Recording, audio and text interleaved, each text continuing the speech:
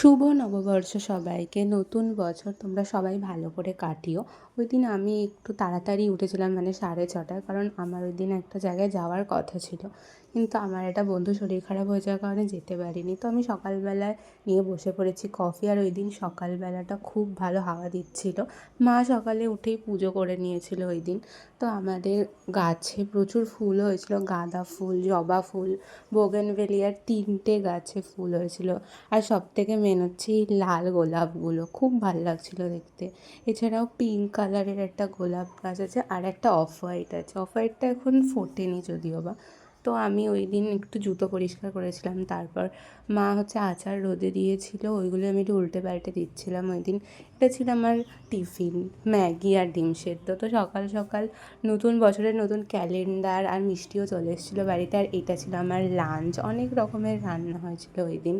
তারপর আমাদের এখানে চড়কের মেলায় গিয়েছিলাম। এটা আমার পয়লা বৈশাখের জামা, তো এটা পরেছিলাম।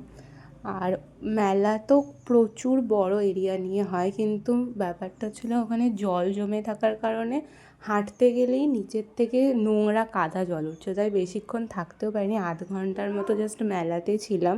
প্রচুর জিনিস বিক্রি হচ্ছিলো, কিন্তু আমি খালি এই বেলুনটা কিনে বাড়ি চলে আসি। টাটা, দেখা হচ্ছে পরের ভিডিও।